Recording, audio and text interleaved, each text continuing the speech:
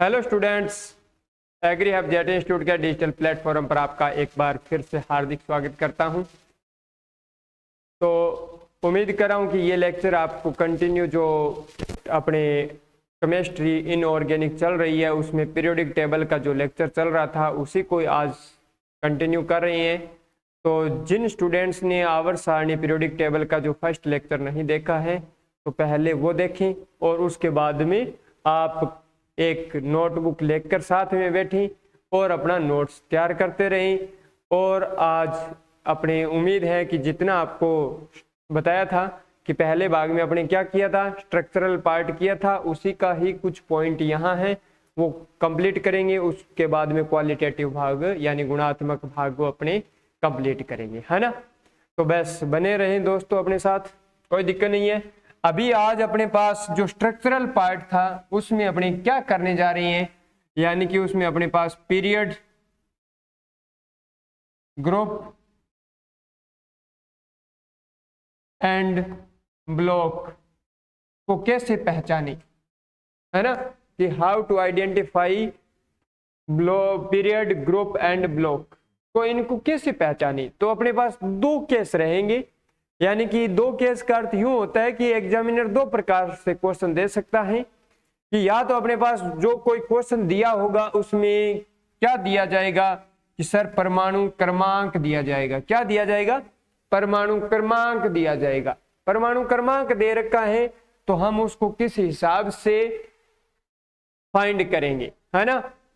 तो और दूसरा अपने पास केस रहता है इलेक्ट्रॉनिक विन्यास का। यदि कोई क्वेश्चन है उसमें इलेक्ट्रॉनिक विन्यास दे दिया, है ना, और वहां पूछ रहा है उस दिए गए इलेक्ट्रॉनिक विन्यास के आधार पर कि ये एलिमेंट अपने पास कौन से ब्लॉक का होने वाला है, कौन से पीरियड के होने वाला है, कौन से ग्रुप का होने वाला है, तो इन सब चीजों को समझने की कोशिश करेंगे, है ना।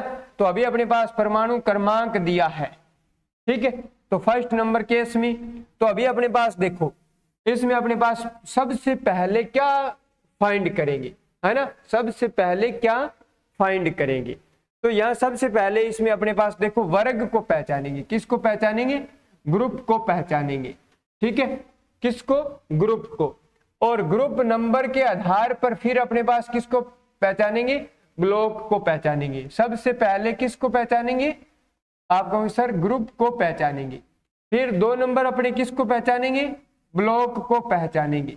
ग्रुप नंबर के आधार पर ब्लॉक को पहचानेंगे और ब्लॉक के बाद में डिसाइड किया जाएगा कि वो एलिमेंट कौन से पीरियड में स्थित है। तो ये तीनों चीज इसी सीक्वेंस में अपने चेक करेंगे। तो अभी अपने पास कुछ क्या है, फॉर्मूले हैं। हाँ सर, क्या फॉर्मूला दिया गया है? फॉर्मूला जो दिया गया है कि अपने पास यदि कोई दिया परमाणु क्रमांक क्या होगा? दिया जाएगा। परमाणु क्रमांक क्या होगा? दिया जाएगा। यानी कि एग्जाम में परमाणु क्रमांक दिया है तो दिए गए परमाणु क्रमांक में 18 क्या कर दो? जोड़ दो। 18 जोड़ दो और उससे आगे उस आवर्त में जो भी नेक्स्ट इनर्ट गैस है उस इनर्ट गैस की संख्या को क्या करेंगे? घटा देंगे। बस इतना आपको काम करना है और अपने पास क्या पहचाना जाएगा? वर्ग पहचाना जाएगा। अब सपोज दैट यहां पर अब इसके लिए आपको ध्यान रखना होगा दो तीन कंडीशन कि ये अपने पास क्रम संख्या 1 से 12 तक कोई ज्यादा रूल रेगुलेशन नहीं रहता है, यानी कि 1 से 12 तक के तत्वों को तो अपने वैसे ही काम करेंगे, तो ये रूल फॉलो नहीं होने वाला है। दूसरी बात, उत्तर यदि आंसर आपका कोई नेगेटिव आई, यदि आंसर क्या आपने आंसर निकाला है और आंसर क्या आया है? नेगेटिव आया है। क्या आया बच्चों? नेगेटिव आया है। तो नेगेटिव नहीं आना चाहिए। तो फिर 18 के स्थान पर यदि नेगेटिव आया तो 18 के स्थान पर क्या कर देंगे? 32 में से घटा देंगे। 18 के स्थान पर यूज क्या किया जाएगा?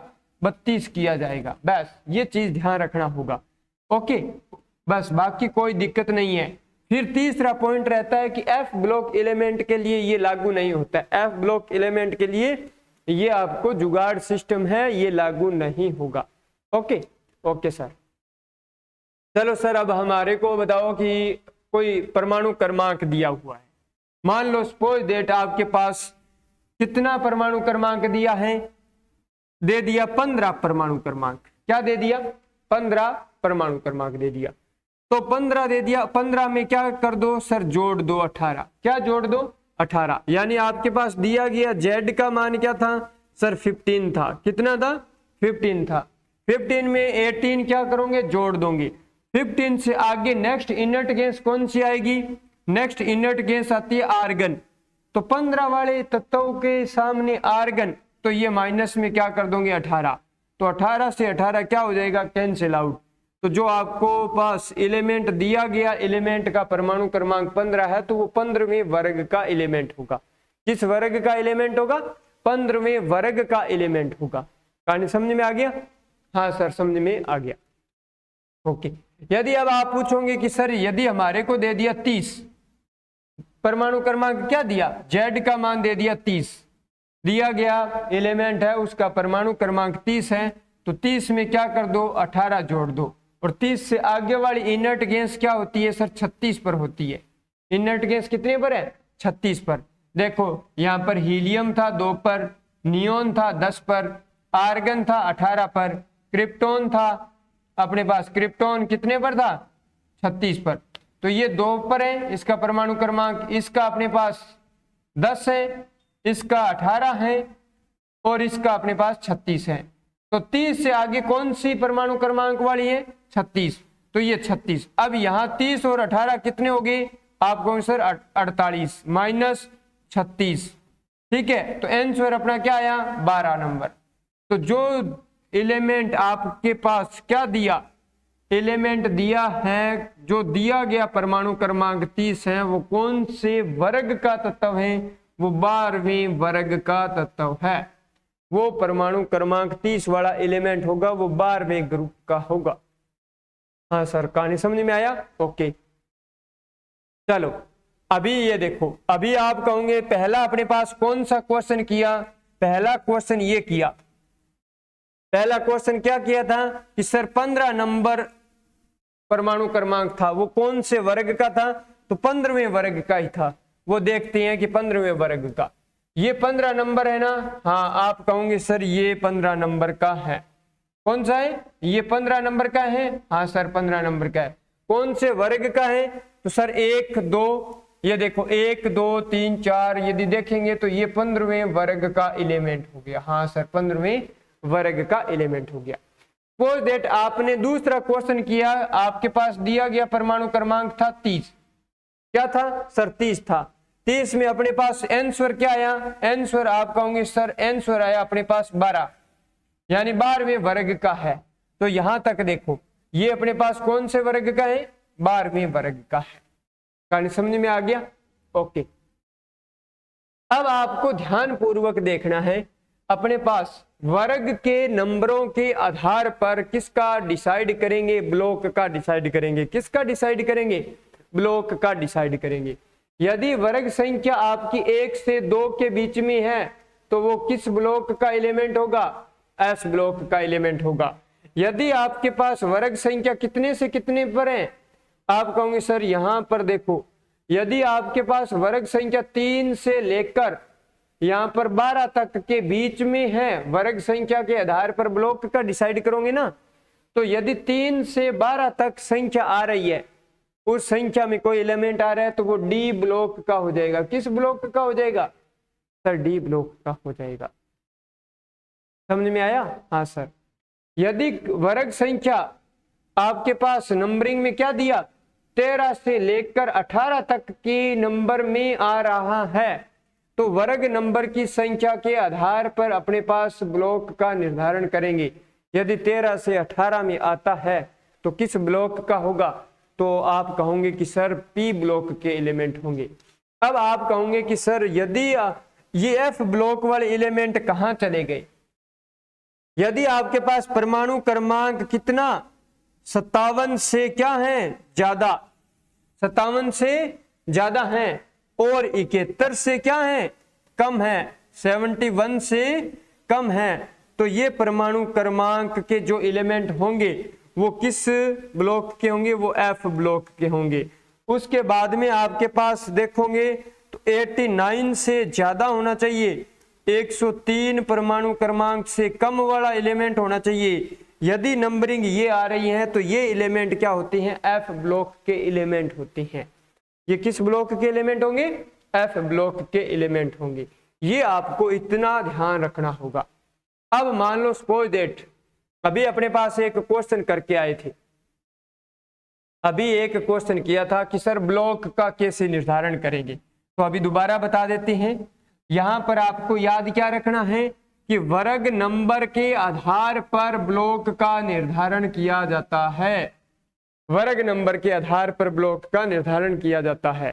यदि वर्ग की संख्या, देखो यहां पर दिया वर्ग नंबर, वर्ग की संख्या, हाँ सर वर्ग की संख्या कितनी आई, यदि वर्ग की संख्या सर 1 से 2 है तो किस ब्लॉक का एलिमेंट होगा, एस ब्लॉक का एलिमेंट होगा।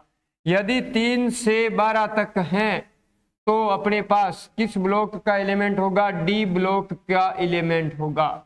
बस शर्त यह है कि डी ब्लॉक के एलिमेंट में यदि परमाणु क्रमांक 58 से लेकर 71 के बीच में है, या अपने पास 90 से लेके 103 के बीच में है, तो ये एलिमेंट जो परमाणु क्रमांक हैं तो ये किसके हो जाएंगे, एफ ब्लॉक के हो जाएंगे। किसके हो जाएंगे सर, एफ ब्लॉक के एलिमेंट हो जाएंगे। और बात करें यदि वर्ग संख्या आपके पास 13 से 18 की है तो वो एलिमेंट किस में, पी ब्लॉक एलिमेंट हो जाएगा। किसका हो जाएगा सर, पी ब्लॉक का एलिमेंट हो जाएगा। कहानी समझ में आ गया सर, हाँ समझ में आ गया। अब अपने पास क्वेश्चन क्या था, अपने पास सर एक क्वेश्चन ये था जिसका आंसर आया था। क्वेश्चन 1 नंबर ये था कि z का मान दिया था 15 दिया था। ये कौन से वर्ग का था, आप कहोगे सर इसका वर्ग फाइंड आउट किया था तो वर्ग कितने का था, सर ये 15 वर्ग का था। किस वर्ग का था, 15वें वर्ग का था। तो अब 15वां वर्ग किसके बीच में आता है, आप कहोगे सर 13 से लेकर 18 के बीच में 15वां वर्ग आता है। तो यदि ये इस वर्ग का एलिमेंट है तो वो श्योर किस ब्लॉक का होगा, सर वो किस ब्लॉक का होगा, तो ब्लॉक क्या होगा बच्चों, पी होगा। किस ब्लॉक का एलिमेंट होगा, पी का होगा। हाँ सर हमने वर्ग डिसाइड कर दिया, ब्लॉक डिसाइड कर दिया। अब सर आवर्त कैसे डिसाइड करें, अब आवर्त कैसे डिसाइड करें, है ना, तो यही था। ओके, दूसरा सर हमारे पास एक क्वेश्चन और था ना, हाँ यदि क्वेश्चन संख्या दूसरा था कि जिसका z का परमाणु क्रमांक क्या दिया था 30, सर इसका वर्ग क्या था, वर्ग ये क्या था अपने पास, वर्ग संख्या थी सर इसकी 12, कितनी थी 12। अब ये अपने पास वर्ग संख्या 12 है तो ये किन के बीच में है, ये किन के बीच में, आप कहो सर ये 3 से 12 वाला डी ब्लॉक का एलिमेंट होगा, यानी 12वें वर्ग में है तो ये ब्लॉक क्या हो जाएगा सर, इसका ब्लॉक क्या हो जाएगा, डी ब्लॉक हो जाएगा। क्या हो जाएगा, डी ब्लॉक हो जाएगा। क्या हो जाएगा, डी ब्लॉक हो जाएगा। पक्का, पक्का सर, कहानी समझ में आया, ओके सर। चलो यही चीजें यहाँ बता रखा है, कोई दिक्कत नहीं है कि सर ब्लॉक को कैसे डिसाइड करते हैं, वर्ग नंबर के आधार पर ब्लॉक का निर्धारण करते हैं। 1 से 2, फिर 3 से 12 तक डी ब्लॉक, ये एस ब्लॉक था, ये डी ब्लॉक, 13 से 18 तक पी ब्लॉक था। इसमें आपके पास यदि नंबरिंग परमाणु क्रमांक ये आए तो ये एफ ब्लॉक के एलिमेंट हो जाएंगे। सर ये ऐसे क्या करवाते हो, ये बच्चों को क्या देते हैं, रिटन वर्क देते हैं, हैंड राइटिंग नोट्स प्रोवाइड करवाए जाते हैं ऑफलाइन क्लास में। यदि आप भी कोई स्टूडेंट नए हों और यदि तैयारी करने के इच्छुक हों एग्रीकल्चर से रिलेटेड, जिसमें केमिस्ट्री का सब्जेक्ट रहता है, तो आप इसमें बेझिझक तैयारी कर सकते हैं ऑफलाइन बेंच में, ठीक है ना। तो आपको इसी प्रकार प्रैक्टिस सेट करवाई जाती हैं, हर दिन टेस्ट लिया जाता है। ओके चलो ठीक है। अब यहाँ पर यदि बात करें सर आवर्त को कैसे पहचाने, किससे पहचाने भाई, आवर्त को कैसे पहचाने, तो एक्रियगेंस से अगले n का मान क्या होगा, बस जो आपके पास n का मान दिया है उससे आगे वाला नेक्स्ट इनर्ट गैस है वो उसी सेल का होगा। हाँ सर अभी अपने पास जो 3 क्वेश्चन लेकर चले थे, पहला क्वेश्चन था कि सर जिसका परमाणु क्रमांक क्या था 15, इसका कैसे पहचानोगे, सर वर्ग डिसाइड करेंगे, पहले तो सबसे पहले वर्ग डिसाइड करेंगे। कैसे करेंगे सर, इसमें 15 था दिया गया परमाणु क्रमांक, प्लस इसमें क्या करना था 18 करना था, और इससे आगे नेक्स्ट इनर्ट गैस क्या थी 18वीं थी। तो ये अपने पास कैंसिल आउट हो जाते हैं और वर्ग संख्या यानी आंसर क्या आ गया था सर 15 आ गया था। फिर अपने पास इसका क्या निर्धारण करना था सर, ब्लॉक निर्धारण करना था कि किस ब्लॉक का एलिमेंट है। सर ब्लॉक किसके आधार पर करते हैं, वर्ग नंबर के आधार पर करते हैं। वर्ग नंबर मान लो सर 13 से 18 के बीच में आ रहा है, किसके बीच में आ रहा है सर, ये 13 से 18 के बीच में आ रहा है। जो ये 15 है ना, ये सर 13 से 18 के बीच में आ रहा है। 13 से 18 के बीच में जो थे वो किस ब्लॉक के एलिमेंट होंगे, पी ब्लॉक के एलिमेंट होंगे। तो सर श्योर है कि ये 15 नंबर का जो जेड दिया है ना, ये किस ब्लॉक का होगा, पी ब्लॉक एलिमेंट होगा। किस ब्लॉक का होगा सर, पी ब्लॉक एलिमेंट होगा, पी ब्लॉक एलिमेंट होगा।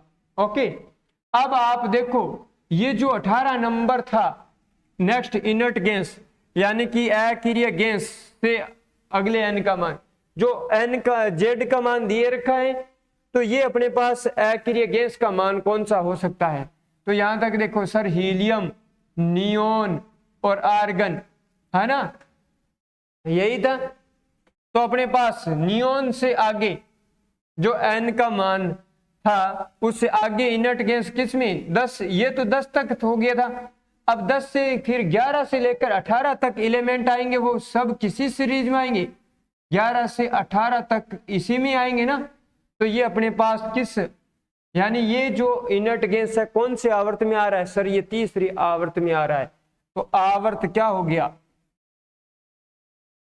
आवर्त कौन सा हो गया, एन का मान यहां पर 3 हो गया। आवर्त कौन सा, तीसरे आवर्त का एलिमेंट है।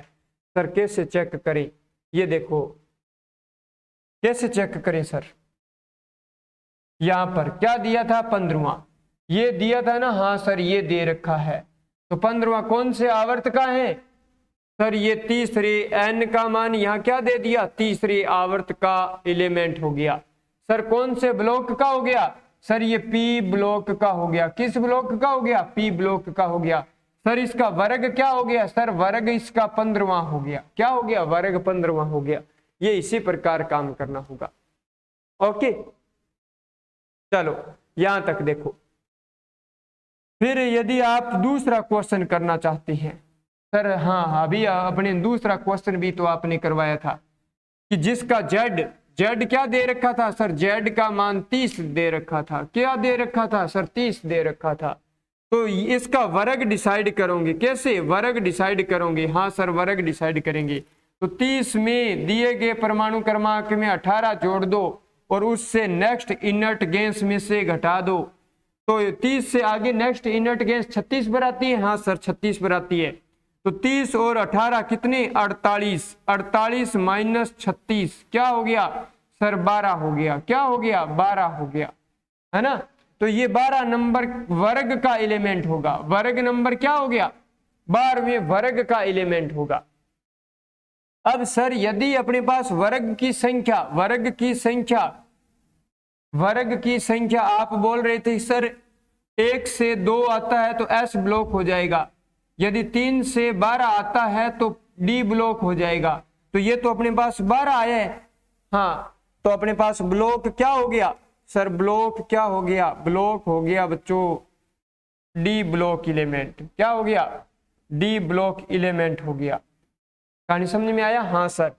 फिर सर ये अपने पास दिया डी ब्लॉक एलिमेंट है, तो अब 30 से आगे जो 36 इनर्ट गैस है ये कौन से आवर्त की हैं सर, यहाँ 36 देखेंगे तो हीलियम, नियोन, आर्गन, क्रिप्टोन ये 36 है इसका परमाणु क्रमांक, और ये इसका आवर्त कौन सा है, एन का मान क्या है 4। तो ये अपने पास कौन से आवर्त का है, पीरियड नंबर क्या हो गया सर, पीरियड नंबर हो गया 4, यानी 4th पीरियड का है ये एलिमेंट। कहानी समझ में आया सर, आप चेक करवाओ आवर्त सारणी में। तो देखो बच्चों ऐसे होता है काम। यहां पर 30 नंबर हाँ सर 30 नंबर का देखें तो 30 नंबर में अपने पास क्या था, ये देखो 30 नंबर क्या था, ये 30 नंबर। 30 नंबर सर कौन से वर्ग का है, 12वें वर्ग का है। कौन से वर्ग का है सर, 12वें वर्ग का है। कौन से ब्लॉक का है सर, ये 3 से 12 के बीच में आ रहा है तो डी ब्लॉक का है। किस ब्लॉक का है सर, डी ब्लॉक का है। और कौन से आवर्त का है सर, यहाँ n का मान क्या दिखाई दे रहा है, n का मान सर 4 दिखाई दे रहा है। तो n का मान क्या दिखाई दे रहा है, n का मान यहाँ पर क्या है 4, तो आवर्त संख्या 4 है। इससे आपको पहचान करना है दोस्तों। आपको एग्जामिनर क्या देगा, आपको एग्जामिनर ऐसे देगा परमाणु क्रमांक और आपको उसका ब्लॉक, वर्ग और पीरियड डिसाइड करना है और बहुत जल्दी करना है। बस यदि जल्दी करना है तो ऐसे हमारे साथ बने रहीं, कोई दिक्कत आपको आएगी नहीं। ठीक है, चलो उम्मीद कर रहा हूं कि ये एक पैटर्न आप सीख चुकी हैं।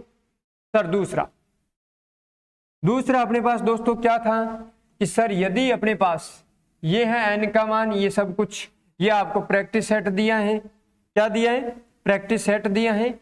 आप इनको चेक करें। हाँ सर ठीक है ना, 24 का और 32 का आप होमवर्क दे दिया आपको, ये आप डिसाइड करोगे, कोई दिक्कत आएगी नहीं। चलो केस नंबर 2, जब इलेक्ट्रॉनिक विन्यास दिया हो। मान लो कोई क्वेश्चन में इलेक्ट्रॉनिक विन्यास दे दिया, क्या दे दिया, इलेक्ट्रॉनिक विन्यास दे दिया, तो उसमें अपने पास क्या डिसाइड करेंगे, कैसे डिसाइड करेंगे। तो इसमें आपके पास देखो दोस्तों क्या रहता है, क्रम ध्यान रखना। इसमें आपने नाम सुना होगा पबजी, एक गेम होता है ना, क्या होता है पबजी। तो उसी के अकॉर्डिंग आपको ध्यान रखना है। जब इलेक्ट्रॉनिक विन्यास दे रखा हो ना तो आपको सीक्वेंस क्या फॉलो करना है, पबजी। यानी कि पहले भी पीरियड ज्ञात करेंगे, फिर ब्लॉक ज्ञात करेंगे और फिर ग्रुप ज्ञात करेंगे। यही सीक्वेंस आप एग्जाम में अपनाना। यानी पहले सर क्या ज्ञात करेंगे, पीरियड, फिर अपने पास ब्लॉक और फिर अपने पास डिसाइड करेंगे ग्रुप का, वर्ग को। यानी कि यहां पर आवर्त, यहां पर अपने पास ब्लॉक और यहां अपने पास वर्ग, ये डिसाइड करेंगे। ओके, मान लो सपोज दैट एग्जांपल दिया आपको, क्या दिया, एग्जांपल दिया सर आपके पास दे दिया first S2 2S2 2P6 3S1 दे दिया। सपोज दैट ये आपको दे दिया। अब आपके पास दिया गया है और आपको डिसाइड करना है, क्या डिसाइड करना है कि सर ये एलिमेंट होगा, ये एलिमेंट होगा वो कौन से ब्लॉक का होगा, कौन से आवर्त का होगा और कौन से वर्ग का होगा। तो सबसे पहले पीरियड चेक करेंगे। पीरियड कैसे चेक करेंगे, आवर्त कैसे चेक करेंगे। आवर्त के लिए आपको ध्यान रखना क्या है कि जो दिया गया इलेक्ट्रॉनिक विन्यास है उसमें सबसे मैक्सिमम नंबर दिया होगा। सर ये जो दिया गया है इसमें हमारे को सबसे ज्यादा नंबर तो मेरे को ये लग रहे हैं, नंबर किसो लगे, नंबर ये लग रहे। तो अब अपने पास यहाँ क्या हो गया, n का मान क्या हो गया, n का मान हो गया 3, n का मान क्या हो गया 3। यानी कि अब आप ये देखो कि ये जो एलिमेंट होगा वो तीसरे आवर्त का होगा। आवर्त कौन सा सर, तीसरा आवर्त होगा।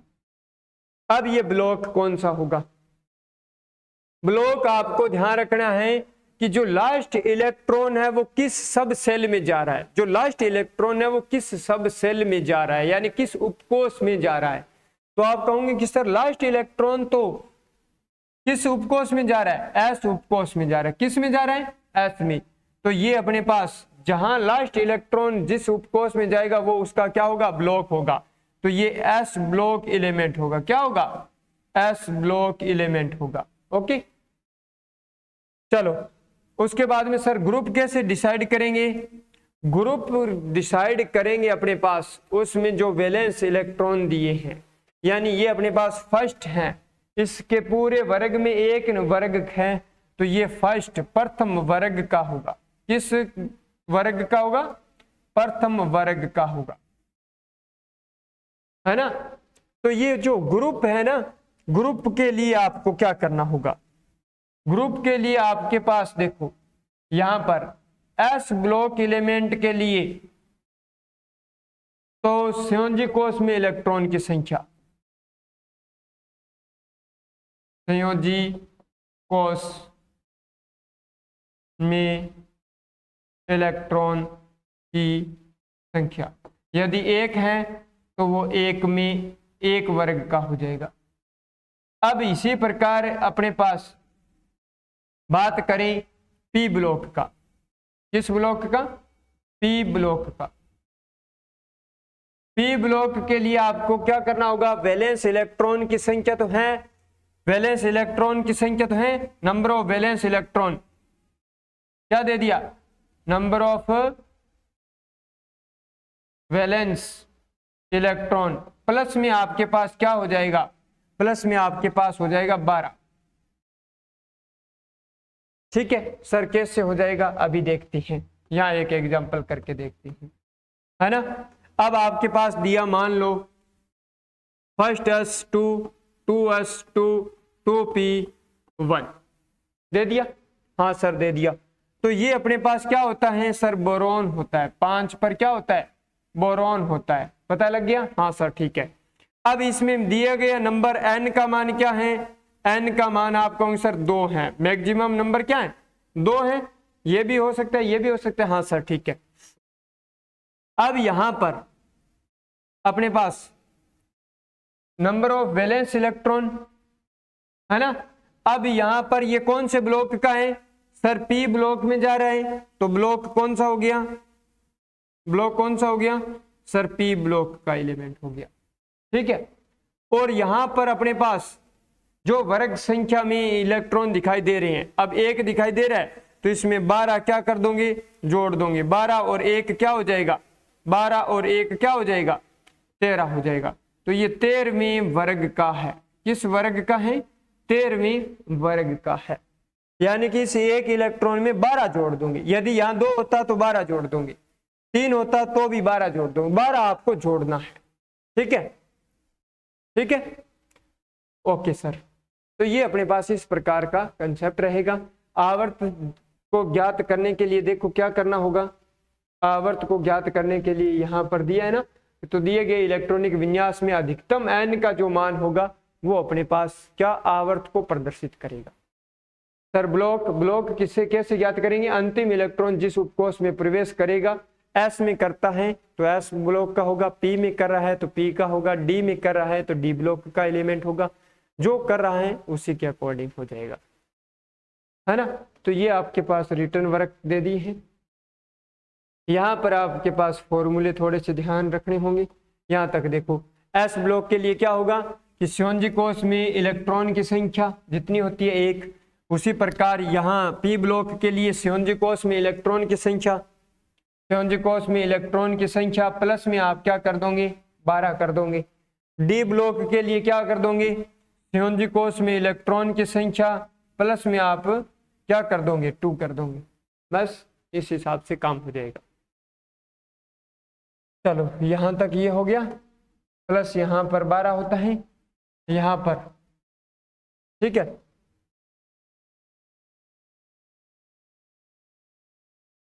चलो डी ब्लॉक में NS ये हो गया अपने पास। इसी के अकॉर्डिंग आपको ये 3 सेट दिए हैं।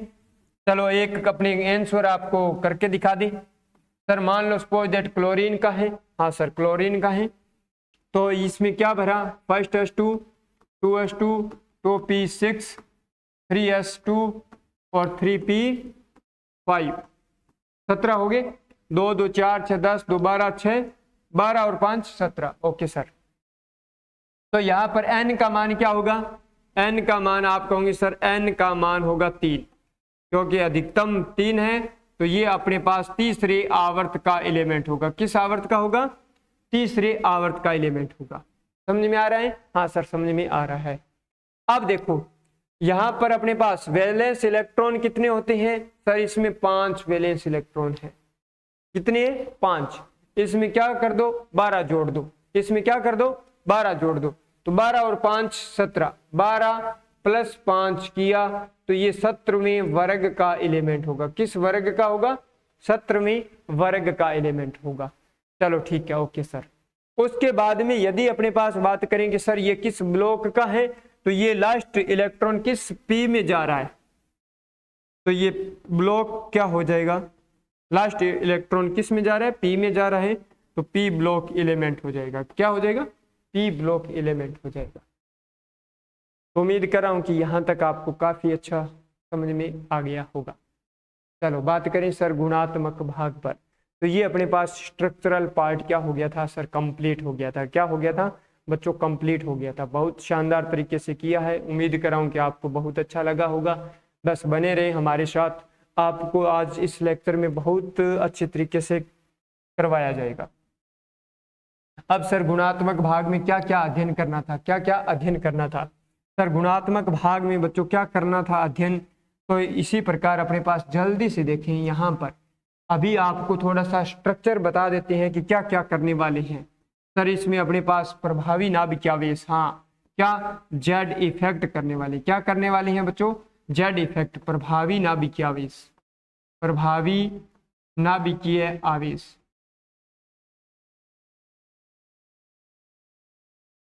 ठीक है, हाँ सर। इसी से रिलेटेड पॉइंट दूसरा रहता है, इसी के साथ में स्क्रीनिंग इफेक्ट,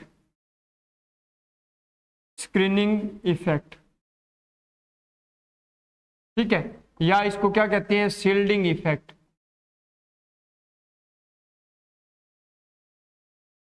शील्डिंग इफेक्ट, या इसको क्या कहते हैं? परिरक्षण प्रभाव, परिरक्षण प्रभाव। बस ये चीज होती है। उसके बाद में सर अपने पास पॉइंट क्या रहेगा? साइज का, आकार, और आकार से रिलेटेड क्या रहती हैं सर? त्रिज्या। क्या रहती हैं? त्रिज्या। ठीक है, ये पढ़ने वाले हैं। उसके बाद में अपने पास बात करें तो और क्या पढ़ने वाले हैं? और अपने पास इसमें आयनाइजेशन एनर्जी पढ़ने वाले। क्या पढ़ने वाले हैं? आयनन ऊर्जा, ठीक है, या आयनन विभव भी कह सकते हैं, आईपी, आयनाइजेशन पोटेंशियल। उसके बाद में सर क्या पढ़ने वाले हैं? इलेक्ट्रॉन गेन एंथैल्पी, इलेक्ट्रॉन बंधुता। क्या पढ़ने वाले हैं? इलेक्ट्रॉन बंधुता। और फिर लास्ट में पढ़ने वाले हैं इलेक्ट्रॉन एफिनिटी। क्या पढ़ने वाले हैं? Electron negativity, sorry, electron negativity, विद्युत ऋणात्मकता। क्या पढ़ने वाले हैं? विद्युत ऋणात्मकता। तो इन सब पॉइंटों को आज अपने विस्तार से अच्छे तरीके से डिस्कस करेंगे, जहां से अपने पास to the point direct question आते हैं। क्या आते हैं?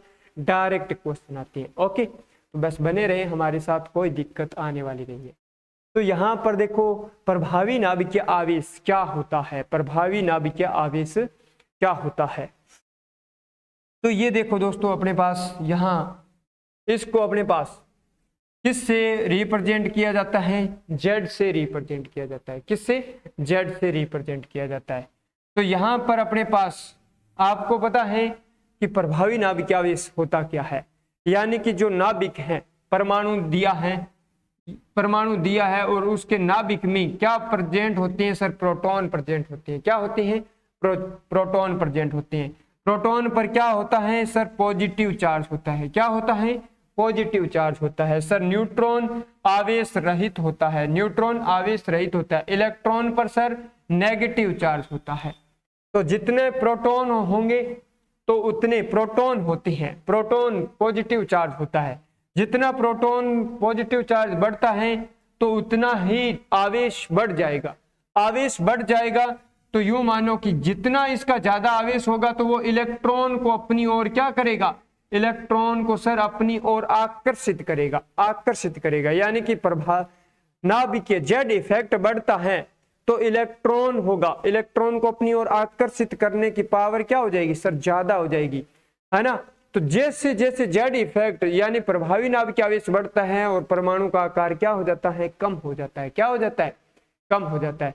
सर यहां दोबारा समझाओ, यहां तक देखो।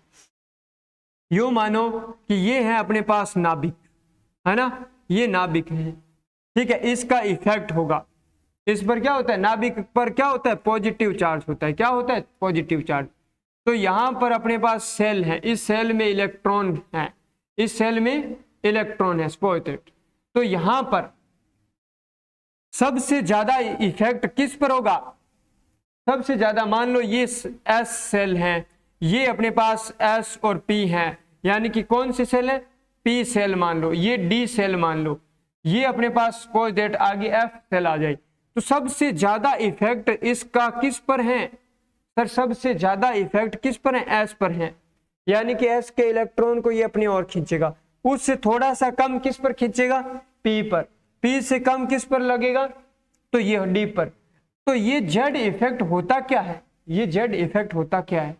मान लो इसमें एक इलेक्ट्रॉन है, इस सेल में एक इलेक्ट्रॉन है, ठीक है, तो प्रभावी नाभिकीय आवेश क्या होगा कि जो जेड इफेक्ट दिया है ना, यानी कि यहां पर जो आवेश है इस नाभिक का बाह्यतम इलेक्ट्रॉन को अपनी ओर आकर्षित करने की क्षमता नाभिक के द्वारा परमाणु में नाभिक के द्वारा अपने बाह्यतम सेल में जो बाह्य इलेक्ट्रॉन है उसको अपनी ओर आकर्षित अट्रैक्शन करने की जो पावर है वो क्या कहलाती है? इफेक्टिव न्यूक्लियर चार्ज कहलाती है। क्या कहलाती है? इफेक्टिव न्यूक्लियर चार्ज कहलाती है। सर इसमें एक रोल आ जाता है फिर किसका? ये देखो, यही चीज है यहां पर दिया, ऑब्वियसली क्या दिया है यहां पर अपने पास? जेड इफेक्ट, ठीक है। Effective can be calculated mathematically, देखा जाए तो इसको जेड और यहां S sigma, Z upon sigma से भी दर्शाया जाता है, ठीक है। ये किसने दिया था? ये एक स्लेटर नाम का साइंटिस्ट था, स्लेटर नाम के वैज्ञानिक ने दिया, ठीक है। तो कई बार ये पूछा जा सकता है क्या होता है, यानी कि यहां पर होता क्या है? Inner electron feel the pull from the nuclear protons more strongly than outer shell electrons, यानी कि अंदर के सेल होते हैं वो न्यूक्लियस ज्यादा खींचता है अपनी ओर उसके बाह्य सेल से, परंतु यहां दिया strength of attraction between an electron and proton and it's atom nucleus called, क्या कहलाएगा? Effective nuclear charge. यानी कि अपने पास दिया है कि नाभिक के द्वारा बाह्यतम सेल के इलेक्ट्रॉन को अपनी ओर आकर्षित करने की क्षमता क्या कहलाएगी बच्चों? क्या कहलाएगी? इफेक्टिव न्यूक्लियर चार्ज कहलाएगी। ओके सर, अब यहां पर देखो शील्डिंग इफेक्ट क्या होगा। शील्डिंग इफेक्ट यूं होता है कि देखो ये जेड है, ये अपने पास, हाँ सर ये है अपने पास, क्या दिया? ये चार्ज दिया है ना, ये इस इलेक्ट्रॉन को अपनी ओर, ये इस इलेक्ट्रॉन को अपनी ओर आकर्षित करेगा, ये इलेक्ट्रॉन को अपनी ओर आकर्षित कर रहा है। क्या कर रहा है? आकर्षित कर रहा है। परंतु अंदर के इलेक्ट्रॉन हैं, अंदर के सेल के इलेक्ट्रॉन हैं, अंदर के सेल के इलेक्ट्रॉन हैं, ठीक है। यदि ये इसको क्या करते हैं? रिपल्सन करते हैं। क्यों? क्योंकि इस पर भी नेगेटिव चार्ज है और इन पर भी क्या है? नेगेटिव चार्ज है। नेगेटिव चार्ज को रिपेल करेगा। क्या करेगा? रिपेल करेगा, धकेलेगा दूर। और यहां पर पॉजिटिव चार्ज है, ये इस इलेक्ट्रॉन को अपनी ओर क्या करेगा? आकर्षित करेगा। ये क्या करेगा? आकर्षित करेगा। अब देखो यहां पर बात आती है परिरक्षण प्रभाव, और यदि ये हो क्या? पुअर, क्योंकि पुअर होता है, पुअर शील्डिंग इफेक्ट, या इसको स्क्रीनिंग लिख सकती हैं, poor screening effect, screening effect. यदि ये इफेक्ट क्या हो गया? कमजोर। यदि ये इफेक्ट हो गया कमजोर, यानी कि इनर सेल के इलेक्ट्रॉन हैं, इनर सेल के इलेक्ट्रॉन बाहर वाले इलेक्ट्रॉन को धकेलने में कामयाब नहीं हुए क्योंकि कमजोर हैं, तो बाहर वाला इलेक्ट्रॉन पर नाभिक का आवेश क्या हो जाएगा? ज्यादा हो जाएगा। नाभिक का आवेश क्या हो जाएगा? ज्यादा हो जाएगा। ज्यादा होते आकार क्या हो जाएगा? कम हो जाएगा। आकार क्या हो जाएगा? कम हो जाएगा। यानी कि देखो इनर सेल के इलेक्ट्रॉन क्या है? कमजोर हैं। क्या होंगे? कमजोर। जैसे इनका प्रभाव कमजोर होगा तो इसका प्रभाव तो बढ़ जाएगा, इसका प्रभाव क्या हो जाएगा? बढ़ जाएगा।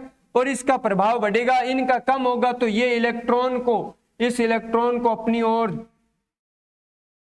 आसानी से खींच लेगा। जैसे खींचेगा तो आकार क्या हो जाएगा? कम हो जाएगा। यानी कि पुअर स्क्रीनिंग इफेक्ट बढ़ रहा है, पुअर स्क्रीनिंग इफेक्ट बढ़ रहा है, प्रभावी नहीं, पुअर स्क्रीनिंग इफेक्ट बढ़ रहा है, तो आकार में क्या हो जाती है, कमी हो जाती है। क्या हो जाती है, कमी हो जाती है। पुअर स्क्रीनिंग इफेक्ट बढ़ेगा तो इनर सेल के इलेक्ट्रॉन बाहर वाली सेल को कम रिपेल करेंगे। क्या, कम रिपेल करेंगे।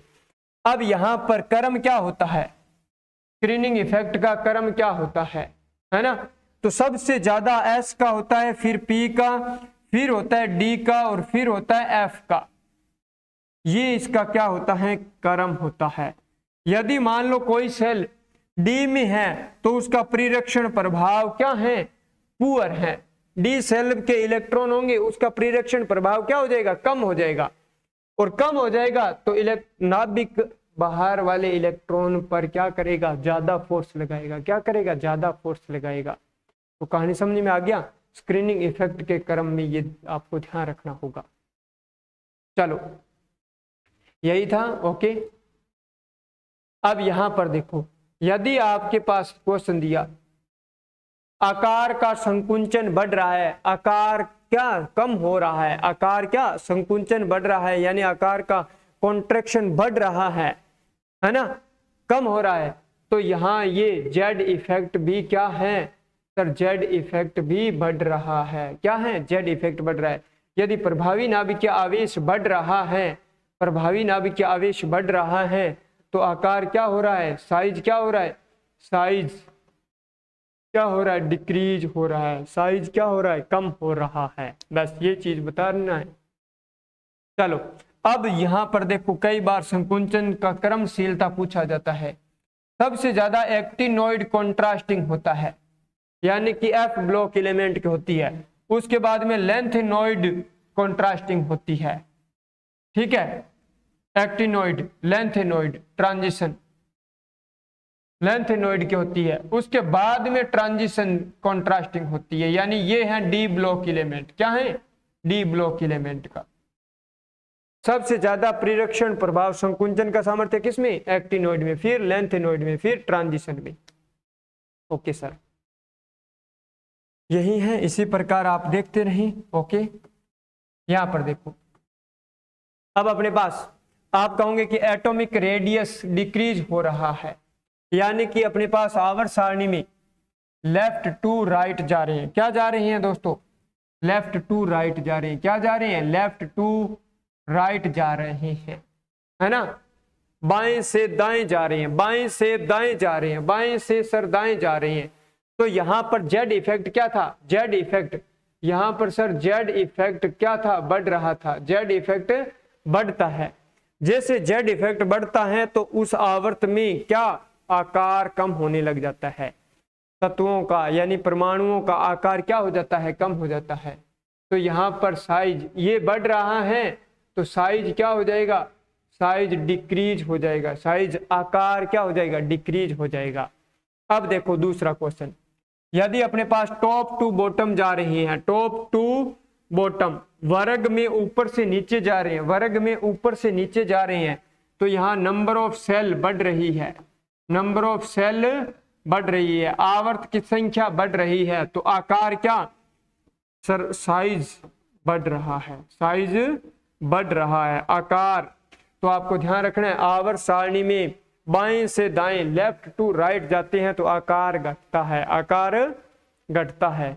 यदि वर्ग में ऊपर से नीचे जा रहे हैं, ऊपर से नीचे जा रहे हैं तो आकार बढ़ता है। बस आकार और परमाणु त्रिज्या, हाँ सर अभी जान लिया हमने। क्या जाना, अभी देखो यहां पर यही जाना, हाँ सर आवर्त सारणी थी, हाँ सर आवर्त सारणी थी, लेफ्ट टू राइट जा रहे थे, हाँ सर लेफ्ट टू राइट जा रहे थे। लेफ्ट टू राइट जाने पर सर जेड इफेक्ट क्या था, सर जेड इफेक्ट क्या था, बढ़ रहा था, जेड इफेक्ट बढ़ रहा था। जेड इफेक्ट बढ़ रहा था तो साइज क्या था, साइज अपने पास घट रहा था। यदि ये बढ़ेगा तो साइज घटेगा, साइज घटेगा। यदि साइज बढ़ रहा है तो जेड इफेक्ट घटेगा। अब सर यहां पर देखो दूसरा क्वेश्चन, सर हम जा रहे थे वर्ग में टॉप ऊपर से नीचे, top to bottom, top to bottom, वर्ग में ऊपर से नीचे, ऊपर से नीचे जा रहे थे। तो आकार क्या था सर, आकार क्या था, आकार सर बढ़ रहा था, आकार क्या था, बढ़ रहा था। क्यों बढ़ रहा था, क्योंकि n का मान बढ़ रहा था, नंबर ऑफ सेल, कोष का मान बढ़ रहा था, नंबर ऑफ सेल क्या हो रही थी सर, इंक्रीज हो रही थी, क्या हो रही थी, इंक्रीज हो रही थी। कहानी समझ में आ गया, हाँ सर समझ में आ गया, ओके ठीक है सर। चलो यही था। अब अपने पास बात आती है त्रिज्या। त्रिज्या किसे कहेंगे सर, त्रिज्या किसे कहेंगे, त्रिज्या देखो, मान लो कोई एटम दिया है, उसका न्यूक्लियस से इलेक्ट्रॉन रेडियस पर कोई रेडियस है जिस पर इलेक्ट्रॉन घूम रहा है। हाँ सर ये देखो, मान लो ये नाभिक है, हाँ सर ये क्या है, नाभिक है। अब नाभिक से ये इलेक्ट्रॉन इसकी इस परिधि पर घूम रहा है, क्या घूम रहा है, इलेक्ट्रॉन घूम रहा है, ठीक है ना, कि इलेक्ट्रॉन इसके वर्ताकार पथ में घूम रहा है। वैसे तो दोस्तों वर्ताकार पथ में घूमा नहीं था, क्योंकि मैकेनिकल क्वांटम सिद्धांत पढ़ा होगा तो आपको पता होगा कि 3 डायमेंशनल इलेक्ट्रॉन राउंड करते हैं। चलो फिर भी मान लो बोहर मॉडल तक का, तो यहाँ पर इलेक्ट्रॉन घूम रहा है, ठीक है। ये भी आप दूसरी कंडीशन सोचने वाली बात है कि इलेक्ट्रॉन को अपने एक निश्चित समय में निश्चित इसकी स्थिति जान नहीं पाती है, जो नियम दिया था हाइजेनबर्ग ने, अनिश्चितता का सिद्धांत, कि एक समय विशेष स्थिति, एक समय पर इलेक्ट्रॉन की स्थिति और संवेग को जानना इम्पॉसिबल है ना, असंभव है। चलो फिर भी मानो कि इस रेडियस पर घूम रहा है, तो ये इसकी कितनी दूरी पर है, तो ये r है ना, तो ये एक एटम का तो लिया नहीं जा सकता। अब मान लो ये कहीं ना कहीं दूसरा, अब इसके साथ दूसरा एटम लिया, तो ये अपने पास इसको ऐसे ओवरलैपिंग करवाया, तो एक इसकी डिस्टेंस आ गई, यानी अब 2 एटम को नजदीक लाए और उसमें अपने पास पता किया, 2 एटम के नजदीक लाए और इसके 2 नाभिकों के बीच की जो दूरी आई सर, डिस्टेंस आई, इसमें क्या 2 का भाग दे दिया, तो 1 का क्या आ गया, रेडियस आ गया, 1 का क्या आ गया, रेडियस आ गया। ये ऐसे ना रेडियस ज्ञात किया जाता है ना। अभी आपको देखना होगा कि यहाँ पर कोवैलेंट बॉन्ड का क्या त्रिज्या रहती है। तो अभी आप देखो यहाँ पर अपने पास क्वेश्चन क्या दिया है, यहाँ पर कोवैलेंट रेडियस यानी सहसंयोजक त्रिज्या, उसके बाद में दिया मेटालिक त्रिज्या और फिर दिया वॉन डेर वाल्स त्रिज्या। आप इन तीनों के कंडीशन देख रहे हैं, हाँ सर देख रहे हैं। कोवैलेंट में सर क्या हो रहा है, 2 एटम है वो ओवरलैपिंग कर रहे हैं, क्या कर रहे हैं, ओवरलैपिंग कर रहे हैं। जैसे मान लो ये ओवरलैपिंग कर रखा है और यहां से यहां की दूरी देखना है, यहां से यहां की दूरी देखना है। इस डी में अपने पास ये डिस्टेंस थी, इस डी में 2 का भाग दिया, तो फिर इसकी रेडियस आ गई, इसकी रेडियस आ गई, ओके। अब यहाँ ओवरलैपिंग हो गया, ओवरलैपिंग हो गया तो नाभिक से नाभिक की दूरी क्या होगी, कम होगी, ठीक है। इसमें यहाँ ओवरलैपिंग नहीं हुआ है, इसमें यहाँ पर मेटालिक त्रिज्या दिया है, इसमें यहाँ पर नहीं हुआ, तो कहीं ना कहीं यहाँ की डिस्टेंस क्या है, थोड़ी सी ज्यादा है, थोड़ी सी ज्यादा है। तो ये अपने पास यहाँ से यहाँ तक देखेंगे तो इसमें अपॉन d/2 करेंगे, तो कहीं ना कहीं इससे ज्यादा इसकी त्रिज्या आएगी, इससे ज्यादा इसकी त्रिज्या आएगी। अब देखो जो वॉन डेर वाल्स बल है, यानी कि जो गैस के अणु होते हैं वो इसी बल से जुड़े हुए रहते हैं। वैसे तो गैस के अणुओं को नजदीक लाना इम्पॉसिबल है, पर मान लो तो वो नजदीक नहीं आए, नजदीक नहीं आए तो इनके न्यूक्लियस की दूरी क्या है, ज्यादा है, इनकी दूरी ज्यादा है, तो यहाँ पर रेडियस की दूरी भी क्या हो जाएगी, ज्यादा हो जाएगी। अब यदि आप दोस्तों ये बताओ कि इन तीनों में सबसे ज्यादा रेडियस किसकी होगी, यदि त्रिज्या की बात करें, अपने पास रेडियस की बात करें, आपके पास सीक्वेंस आएगा डायरेक्ट कि इनमें रेडियस सबसे ज्यादा किसकी है, तो आप कहोगे कि वॉन डेर वाल रेडियस ज्यादा है, वॉन डेर वाल्स रेडियस ज्यादा है। उसके बाद में आप कहोगे सर किसकी, मेटालिक रेडियस, उसके बाद में सबसे कम किसकी, कोवैलेंट रेडियस। तो ये आपके पास क्या आ जाएगा, आंसर आ जाएगा। यानी कि सहसंयोजक त्रिज्या सबसे कम, फिर धात्विक त्रिज्या उससे ज्यादा, और फिर वांडर वाल्स त्रिज्या उससे ज्यादा। ये है त्रिज्या का क्रम। किसका क्रम? त्रिज्या का क्रम। कोई दिक्कत? No sir. तो यहां पर आपको इनका क्रम लिखना होता है। सहसंयोजक से ज्यादा होती है धात्विक, धात्विक से ज्यादा होती है वांडर वाल्स। ये आपको नोट्स में समझाया गया है, कोई दिक्कत आने वाली नहीं है। चलो अब सर आयनिक त्रिज्या क्या होती है? बहुत आसान क्वेश्चन है दोस्तों। आयनिक त्रिज्या क्या होती है? यानी आयन होना चाहिए, पॉजिटिव चार्ज है कि नेगेटिव चार्ज है। मान लो आपके पास कोई एम एटम दिया है। क्या दिया है? एम एटम दिया है। ये अपने पास इसने एक इलेक्ट्रॉन को क्या कर लिया? ग्रहण कर लिया। इलेक्ट्रॉन को ग्रहण कर लिया, तो इस पर चार्ज क्या आ गया सर? इस पर चार्ज आ गया नेगेटिव चार्ज आ गया। क्या हो गया? नेगेटिव चार्ज हो गया। और सर अब मान लो इसने इलेक्ट्रॉन त्यागा है, ये तो उदासीन था। यहां पर देखो, अब मान लो इसने त्याग दिया, तो इसने इलेक्ट्रॉन त्याग दिया, तो इस पर क्या आ गया? पॉजिटिव चार्ज आ गया। तो इसका आकार क्या हो गया?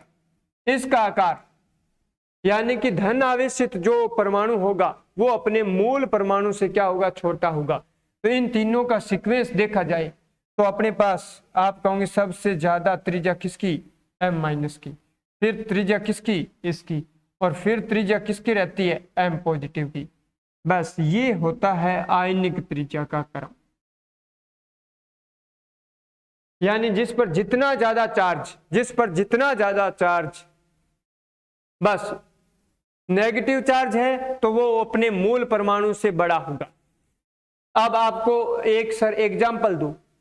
अब देखो यहां पर आपके पास दिया O2 -2, फिर एग्जाम्पल दिया दूसरा O2, और फिर आपके पास दिया O2 + 2।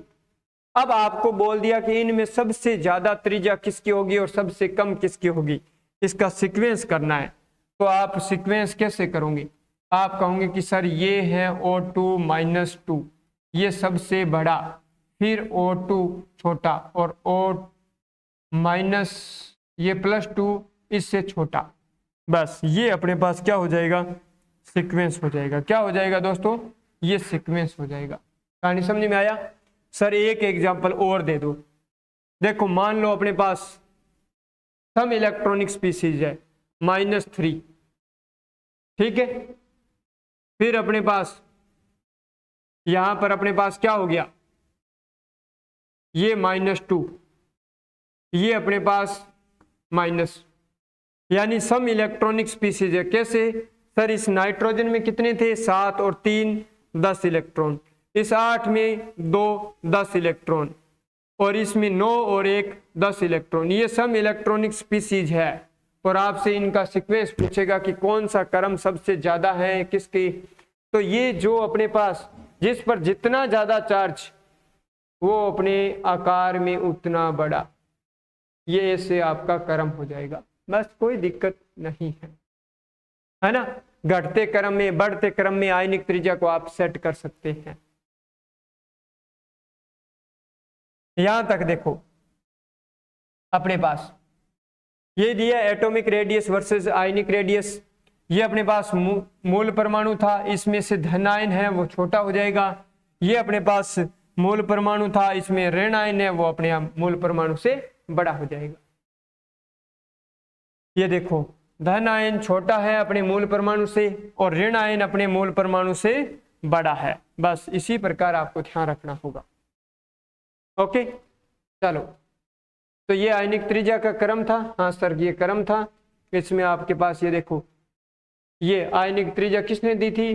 पाउलिन व लैंडे नाम विधि द्वारा ज्ञात करते हैं। पाउलिन विधि द्वारा धन आयन सदैव अपने मूल परमाणु से क्या होता है? छोटा होता है। ऋण आयन अपने मूल परमाणु से हमेशा क्या होता है? बड़ा होता है। आयनिक त्रिज्या क्या होगा? जितना ज्यादा नेगेटिव चार्ज होगा उतना डायरेक्टली प्रोपोर्शनल होता है।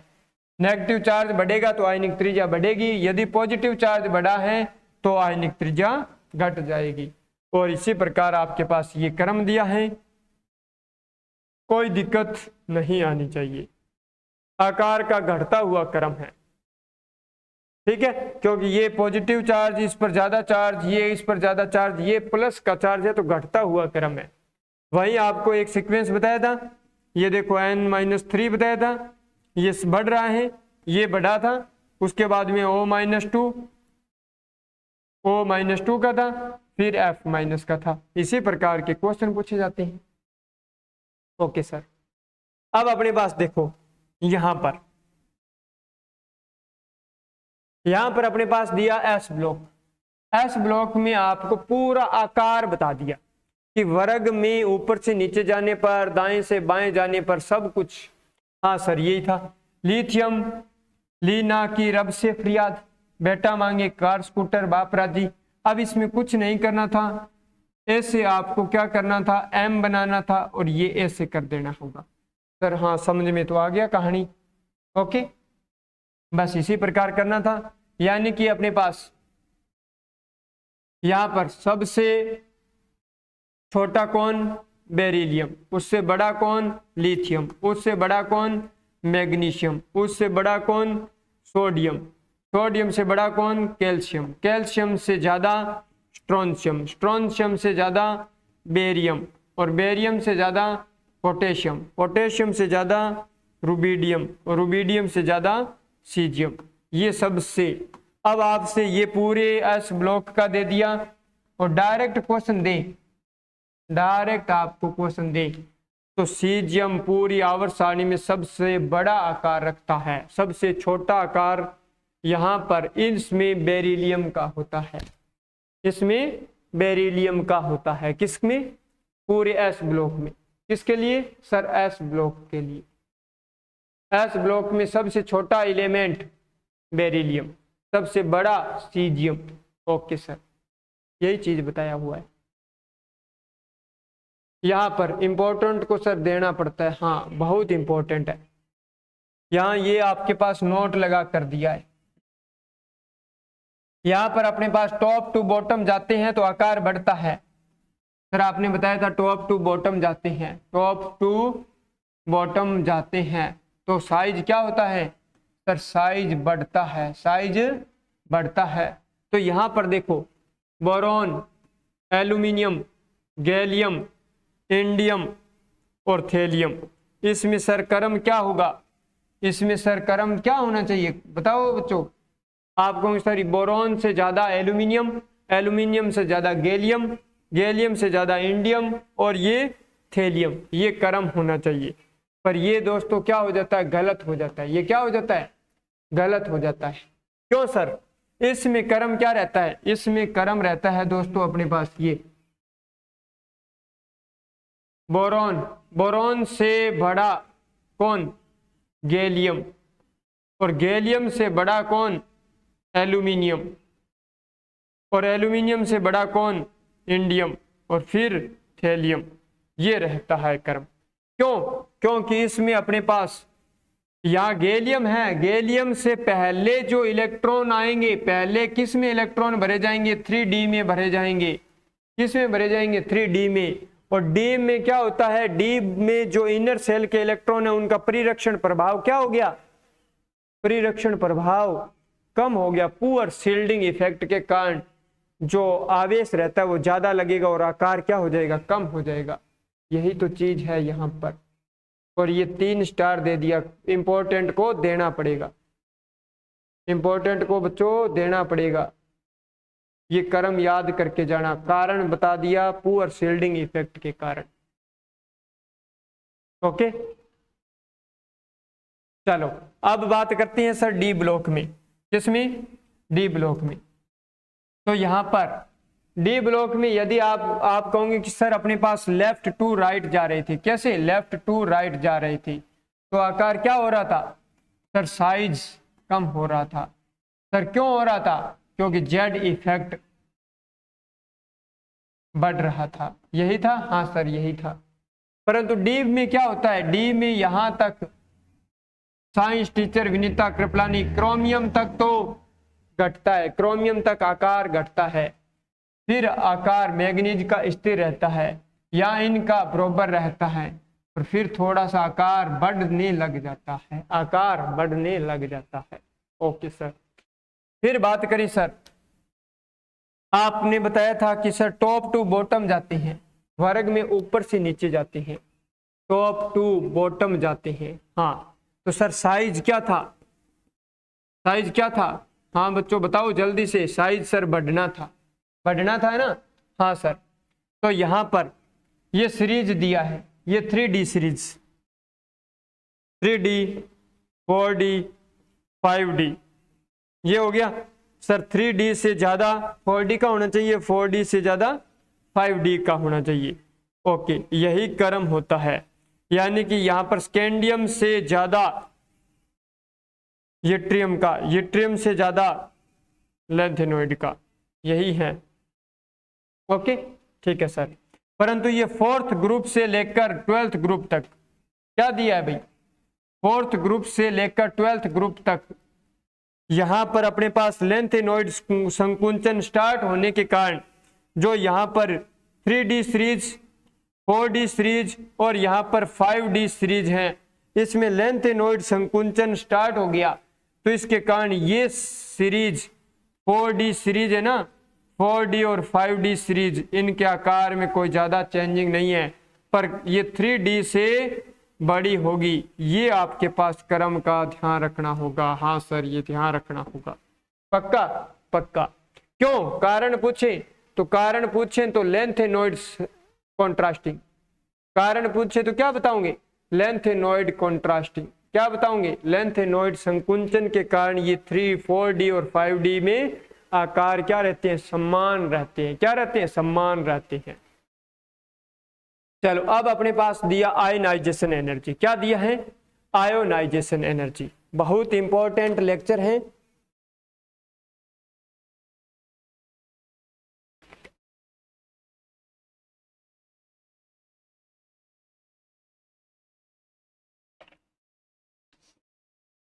आयनन ऊर्जा, सर आयनन ऊर्जा क्या होती है? कुछ नहीं दोस्तों, आराम से करें, यहां तक देखो। आयोनाइजेशन एनर्जी में आपको एक चीज याद करवाता हूं, एक नाम याद कर लो, निगा, निगा। सर निगा, हाँ निगा बच्चों बोर्ड पर होनी चाहिए, निगा कहां, बोर्ड पर होनी चाहिए, तो आयोनाइजेशन एनर्जी याद हो जाएगी। कैसे सर, यहां पर देखो, ये अपने पास क्या दिया है सर, ये क्या दिया है, ये दिया न्यूट्रल, एन का अर्थ क्या हो गया, न्यूट्रल, आई का आइसोलेटेड, आई का आइसोलेटेड, जी का गैसियस, और यहां ए का एटम। कुछ नहीं, न्यूट्रल होना चाहिए, आइसोलेटेड अलग किया हुआ होना चाहिए, गैस या एटम होना चाहिए, बस। यानी कि उदासीन, न्यूट्रल, उदासीन, विलगित, गैस या परमाणु। ये निगाह वाला क्या होना चाहिए, एटम होना चाहिए।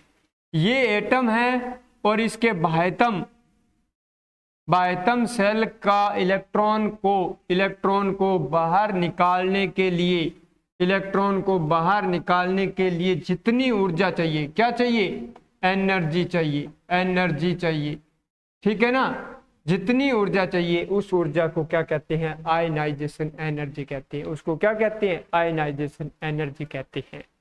कहानी समझ में आ गया? हाँ सर समझ में आ गया, ठीक है। और जब ये ऊर्जा बाहर निकलती है तो प्रोसेस है ना, एनर्जी क्या देनी पड़ेगी, एनर्जी देनी पड़ेगी, इलेक्ट्रॉन को निकालने के लिए एनर्जी तो देना ही पड़ेगा। हाँ सर देना पड़ेगा। अब देखो मान लो कोई एटम अपने पास क्या दिया, एम दिया, ये क्या था, उदासीन। अब ये देखो कोई एटम दिया एम, हाँ सर एम दिया, ठीक है, ये क्या है, गैस, ये है न्यूट्रल है, आइसोलेटेड है, इसमें से अपने को एक इलेक्ट्रॉन निकालना है, एक इलेक्ट्रॉन निकालना है, तो यहां पर एक इलेक्ट्रॉन निकाल दिया, तो इस पर चार्ज क्या आ गया, इस पर चार्ज क्या आ गया सर, पॉजिटिव। और ये कौन सी होगी, आयोनाइजेशन एनर्जी क्या होगी सर, फर्स्ट हो गई, आयोनाइजेशन एनर्जी क्या होगी, फर्स्ट होगी। अब यदि अपने पास इसमें से ये भी एटम क्या है, गैसीय है, अब यदि दूसरी आयोनाइजेशन एनर्जी करना होगा तो इसमें से निकालेंगे, इसमें से एक इलेक्ट्रॉन और निकालेंगे। तो देखो इस पर तो ऑलरेडी पॉजिटिव चार्ज है, ऑलरेडी पॉजिटिव चार्ज है, यानी कि इसमें इलेक्ट्रॉन अच्छी तरीके से जकड़े हुए हैं। और अब इलेक्ट्रॉन निकालने हैं, अब इलेक्ट्रॉन निकालने हैं, तो निकालनी है तो एनर्जी और देनी पड़ेगी। अब इलेक्ट्रॉन निकालना है तो इस पर चार्ज क्या आ गया, M+2। इलेक्ट्रॉन तो निकाल दिया, पर अब ये सेकंड आयोनाइजेशन एनर्जी आ गई, आयोनाइजेशन एनर्जी क्या आ गई, 2 आ गई। तो अब आपको पता लगा कि इससे ज्यादा इसमें एनर्जी देनी पड़ी, इससे ज्यादा इसमें। अब मान लो एक और देनी पड़ी, एक और निकालना पड़े, तो अब 3 नंबर देखो, यदि M+2 से कोई इलेक्ट्रॉन निकालना है तो क्या बन गया, M+3 बन गया। इलेक्ट्रॉन तो निकाल दिया, पर आयोनाइजेशन एनर्जी क्या और ज्यादा देनी पड़ेगी, आयोनाइजेशन एनर्जी और ज्यादा देनी पड़ेगी। हाँ सर समझ में तो आ गया। तो देखो क्रम क्या होगा, आयोनाइजेशन एनर्जी का क्रम क्या होगा, क्रम क्या होगा। आप कहोगे सर आयोनाइजेशन एनर्जी फर्स्ट से ज्यादा है किसकी, आयोनाइजेशन एनर्जी 2 की, 2 से ज्यादा लगती है आयोनाइजेशन एनर्जी 3 की। ये रहता है दोस्तों क्रम, क्या रहता है, क्रम रहता है। कहानी समझ में आया क्या, हाँ सर आ गया, पक्का पक्का। सर आयोनाइजेशन एनर्जी क्या होती है, उदासीन विलगित गैसीय एटम से के बाह्यतम कोश से एक इलेक्ट्रॉन निकालने के लिए जितनी एनर्जी देनी होगी उस एनर्जी को क्या कहते हैं सर, आयोनाइजेशन एनर्जी कहते हैं। पक्का पक्का, ओके सर, ये होता है इसका क्रम, बस यही है। ये एटम दिया है, गैसियस स्टेट में होना चाहिए, इसमें इलेक्ट्रॉन निकालने के लिए चार्ज आ जाएगा, इलेक्ट्रॉन बाहर निकाल दिया, जितनी एनर्जी लगेगी वो एनर्जी इसकी आ जाएगी। चलो ये चीज बताया है। ये प्रोसेस कैसे होती है सर, एंडोथर्मिक होती है, क्योंकि एनर्जी देनी पड़ेगी। यही है, उदासीन विलगित गैस या परमाणु के संयोजी कोश से इलेक्ट्रॉन को बाहर निकालने के लिए जितनी ऊर्जा की आवश्यकता होती है उसे आयोनाइजेशन एनर्जी कहती है। बस इसी प्रकार होता है। आयोनाइजेशन एनर्जी को प्रभावित करने वाले कारक सर कौन से होते हैं, देखो अब यहां पर ट्रेंड देखें सर, देखें लेफ्ट टू राइट जा रहे हैं, हाँ सर जा रहे हैं, दाएं से बाएं से दाएं जा रहे हैं, हाँ जा रहे हैं। तो जाने पर सर आकार क्या था, आकार क्या था, आकार सर घट रहा था, आकार घट रहा था। चलो बताओ सर, देखो Z effect, sir Z effect बढ़ रहा था, हाँ सर बढ़ रहा था, जेड इफेक्ट बढ़ रहा था, तो आकार क्या था, आकार सर घट रहा था, आकार क्या था, घट रहा था। यदि आकार घट रहा है, मान लो कोई परमाणु का आकार कम हो रहा है, इलेक्ट्रॉन नजदीक जकड़े हुए हैं, इलेक्ट्रॉन नजदीक जकड़े हुए हैं, इलेक्ट्रॉन को निकालने के लिए ऊर्जा उतनी ही ज्यादा लगेगी, तो आयोनाइजेशन एनर्जी क्या है सर, बढ़ रही है, आयोनाइजेशन एनर्जी क्या है, ज्यादा लग रही है। कहानी समझ में आया, हाँ सर समझ में आ गया। बस इसी का ही क्या करो, उल्टा रूप करो। सर टॉप टू बॉटम जा रही हैं, हाँ सर टॉप टू बॉटम जा रही हैं, वर्ग में ऊपर से नीचे जा रहे हैं, हाँ सर जा रहे हैं। आकार क्या हो रहा था सर, आकार क्या हो रहा था, घट रहा था, आकार घट रहा था। क्यों घट रहा था, क्योंकि सर कोष की संख्या बढ़ रही थी, कोष की संख्या बढ़ रही थी। और यदि आकार बढ़ रहा है, आकार क्या है सर, बढ़ रहा है, क्यों, क्योंकि कोष की संख्या बढ़ रही है, कोष की संख्या बढ़ रही है। यदि आकार बढ़ रहा है तो आयोनाइजेशन एनर्जी क्या है, कम है, आयोनाइजेशन एनर्जी कम है, आयोनाइजेशन एनर्जी कम है। तो सर सबसे ज्यादा आयोनाइजेशन एनर्जी किन की होती है, सबसे ज्यादा आयोनाइजेशन एनर्जी किन की होती है, आवर्त सारणी में अक्रिय गैसों की होती है। किन की होती है, अक्रिय गैसों की होती है। कहानी समझ में आया, हाँ सर कोई दिक्कत, नो सर। अब यदि बात करें सर सबसे कम किसकी होती है, तो सीजियम की होती है सर, सीजियम की। सर परमाणु आकार सबसे बड़ा, परमाणु आकार सबसे बड़ा तो इसकी आयनाइजेशन एनर्जी सबसे कम। ओके सर, यही होता है। ओके, अब फिर क्वेश्चन आता है बहुत इंपॉर्टेंट, यहां तक देखो, स्थायी इलेक्ट्रॉनिक विन्यास। इसमें अपने पास क्रम देखो, पूर्ण पूरित का नियम बोल रहा है कि आवर्त में सर्वाधिक आयनन ऊर्जा अक्रिय गैसों की होती है। अक्रिय गैसों की होती है सर, क्यों होती है? क्योंकि इनमें पूर्ण पूरित इलेक्ट्रॉनिक विन्यास होती है कि पूर्ण अष्टक भरा हुआ है, तो इनसे इलेक्ट्रॉन निकालना बहुत हार्ड होगा, फिर आ जाता है अर्धपूरित का नियम। किसका? अर्धपूरित का नियम, कि यदि पूर्ण पूरित नहीं है तो हाफ फील्ड है ना, तो वो भी स्थायित्व बना रखा है, उसने भी अपना स्थायित्व स्टेबिलिटी बना रखी है, तो उसको इलेक्ट्रॉन, उसमें से इलेक्ट्रॉन निकालने के लिए भी क्या चाहिए? ऊर्जा ज्यादा चाहिए कंपेयर करें अदर से। तो यहां पर अपने पास एक सीक्वेंस प्राप्त हो जाता है, कंप्लीट फुली फील्ड लिख देते हैं, फुली फील्ड, ठीक है, उसके बाद में हाफ फील्ड और उसके बाद में अदर। तो ये एक सीक्वेंस हो जाता है, समझ में आया? ओके सर, चलो फिर भी आपको समझाने की कोशिश करते हैं।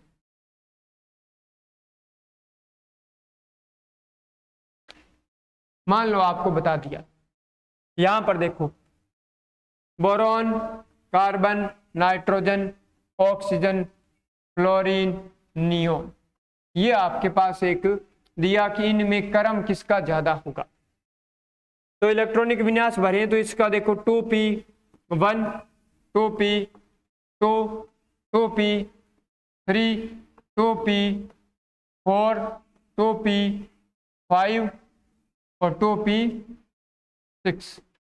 अब आप कहोगे कि सर ये सबसे ज्यादा है, इसका अष्टक पूरा है, तो क्या है? अक्रिय गैस है, तो सबसे ज्यादा किसका हो गया? सर नियोन की आयोनाइजेशन एनर्जी ज्यादा होगी। उसके बाद में सर अब किन में कंपेयर करें? उसके बाद में किसका हो जाएगा?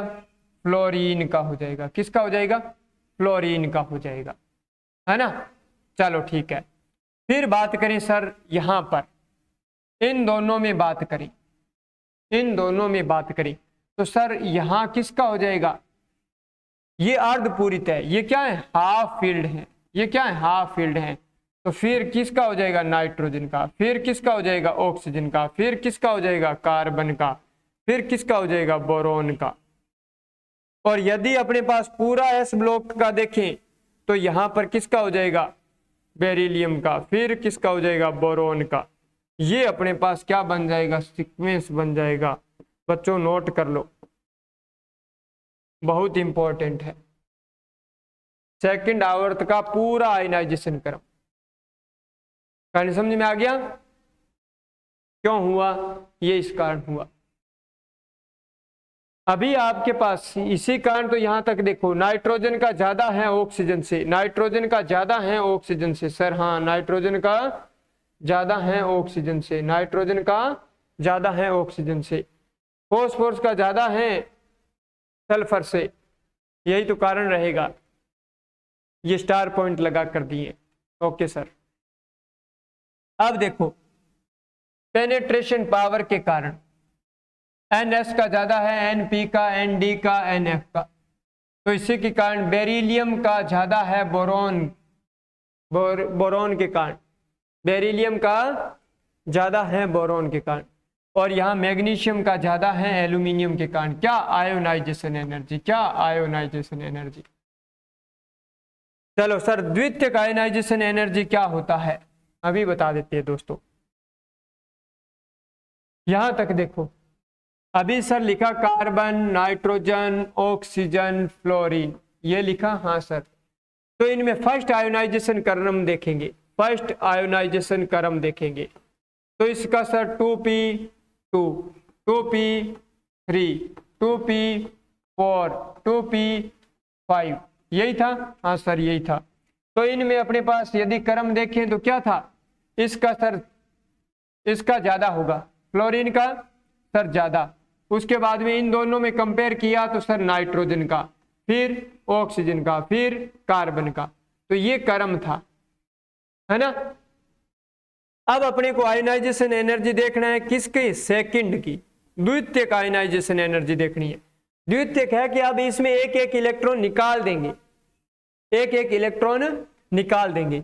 तो यहां पर 2p1, 2p2, 2p3, 2p4, और ये सब किन के लिए आ गया, कार्बन, नाइट्रोजन, ऑक्सीजन और फ्लोरीन के लिए। अब यहां पर देखो दोस्तों क्या बनने वाला है कि अब यहां पर हाफ फील्ड आ गया ऑक्सीजन। क्या आ गया, ऑक्सीजन।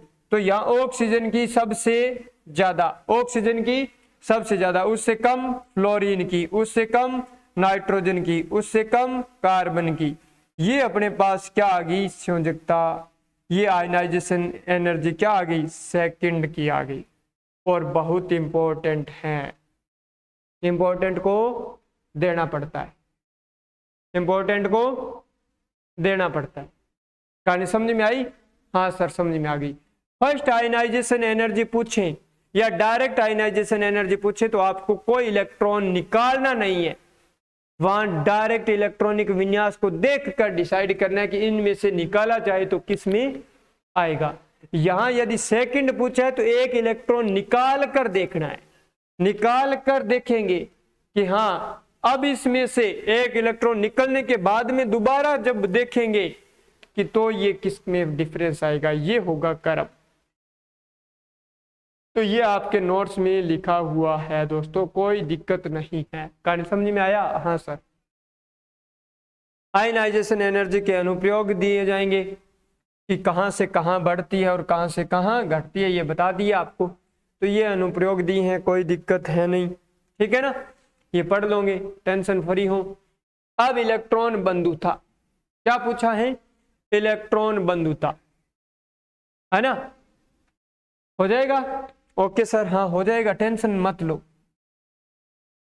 इलेक्ट्रॉन बंधुता क्या होती है, इलेक्ट्रॉन बंधुता यूं मानो कि आपके पास जैसे आयनाइजेशन एनर्जी में तो इलेक्ट्रॉन निकाल रही थी, हाँ सर, तो अभी यहां इलेक्ट्रॉन को जोड़ेंगे।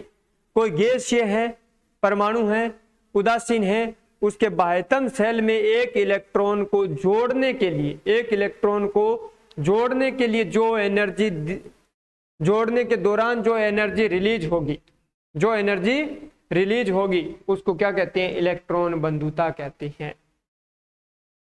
देखो यहां पर अपने पास यहां क्या दिया सर, ये दिया, किसी तत्व को गैस या परमाणु द्वारा अपने संयोजी कोश में एक अतिरिक्त इलेक्ट्रॉन को ग्रहण करने या बांधने के दौरान जो ऊर्जा उत्पन्न होती है उसे इलेक्ट्रॉन बंधुता कहते हैं। उसे क्या कहते हैं, इलेक्ट्रॉन बंधुता कहते हैं। सर अब इलेक्ट्रॉन जोड़ेंगे क्या, हाँ सर जोड़ेंगे।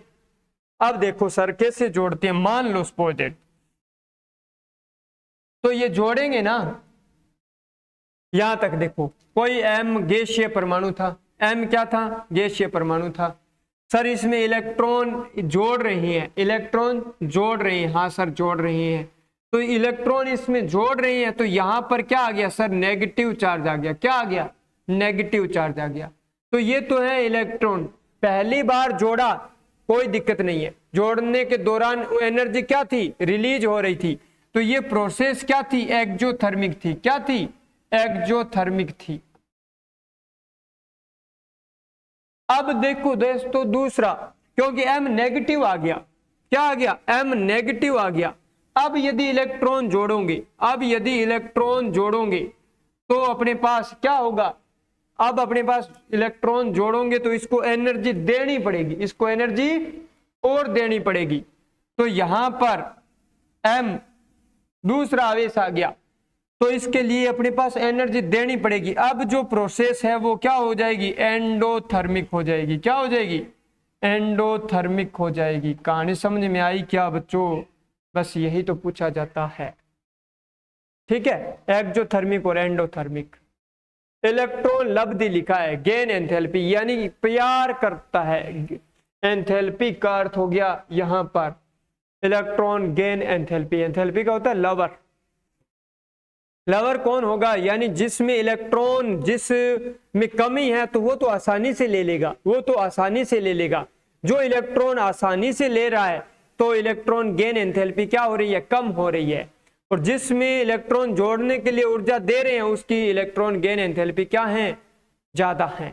ओके सर, अब यहां तक देखो, यहां आपके पास पॉइंट दिया ये कि गैसीय एटम था सर फर्स्ट, तो ये ऊष्मा एक्सोथर्मिक थी, ऊष्मा क्षेपी थी, पर ये नेगेटिव आयन आ गया, इस पर इलेक्ट्रॉन जोड़ रहे हो तो ये प्रोसेस क्या हो जाएगी सर, एंडोथर्मिक हो जाएगी। क्या हो जाएगी, एंडोथर्मिक हो गई।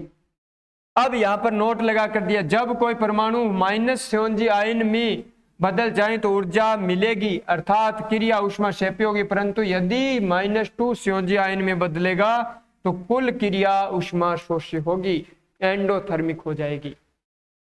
चलो, इलेक्ट्रॉन बंधुता को प्रभावित करने वाले कारक।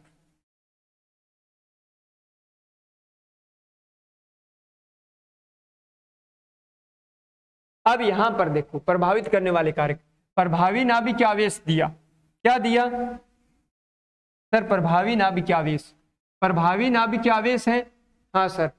तो यदि ये बढ़ रहा है, ये बढ़ रहा है तो इलेक्ट्रॉन एफिनिटी बढ़ रही है। क्यों, क्योंकि इलेक्ट्रॉन आसानी से जुड़ जाएंगे, क्योंकि इलेक्ट्रॉन नाभिक अपनी ओर आकर्षित करेगा। हाँ सर, आकर्षित करेगा, तो एनर्जी देने की जरूरत ही नहीं है, इलेक्ट्रॉन एफिनिटी बढ़ रही है, इलेक्ट्रॉन एफिनिटी बढ़ रही है। अब यदि परमाणु आकार बढ़ रहा है सर, आकार बढ़ रहा है तो इलेक्ट्रॉन दूर जा रहे हैं, नाभिक का आकर्षण क्या हो रहा है, कम हो रहा है, नाभिक का आकर्षण कम हो रहा है, नाभिक का आकर्षण कम हो रहा है, कम हो रहा है तो अपने इलेक्ट्रॉन जोड़ने के लिए ऊर्जा देनी पड़ेगी, ऊर्जा देनी पड़ेगी। तो इलेक्ट्रॉन एफिनिटी क्या हो रही है, कम हो रही है, ये एफिनिटी है, यानी परमाणु आकार बढ़ रहा है तो इलेक्ट्रॉन एफिनिटी कम हो रही है, इलेक्ट्रॉन एफिनिटी कम हो रही है। पूर्ण पूरित और अर्धपूरित की स्थिति में इलेक्ट्रॉन एक्टिविटी क्या होती है, शून्य होती है, इलेक्ट्रॉन एक्टिविटी शून्य होती है। तो सर यहां किन की शून्य होगी, यहां तक देखो, अक्रिय गैसों की, इनर्ट गैस की इलेक्ट्रॉन एफिनिटी 0 होती है, ठीक है, 0 होती है, ठीक है, इलेक्ट्रॉन एफिनिटी क्या होती है, 0 होती है। नियोन की, आर्गन की, इनकी 0 होती है। उसके बाद में नाइट्रोजन की, और यहां पर देखें तो बेरिलियम की, इन सब चीजों की क्या है, इलेक्ट्रॉन एफिनिटी शून्य होती है। ओके, चलो, तो beryllium, nitrogen, neon, electron affinity क्या होती है बच्चों, इनकी शून्य होती है, लेफ्ट टू राइट जाने पर, और यहाँ टॉप टू बॉटम जाने पर ये घटती है। इंपॉर्टेंट दे दिया, क्लोरीन की इलेक्ट्रॉन बंधुता सर्वाधिक होती है, सबसे ज्यादा आवर्त सारणी में इलेक्ट्रॉन एफिनिटी किन की, इलेक्ट्रॉन बंधुता की होती है। ओके, चलो, अब अपने पास एक क्वेश्चन आता है किनका,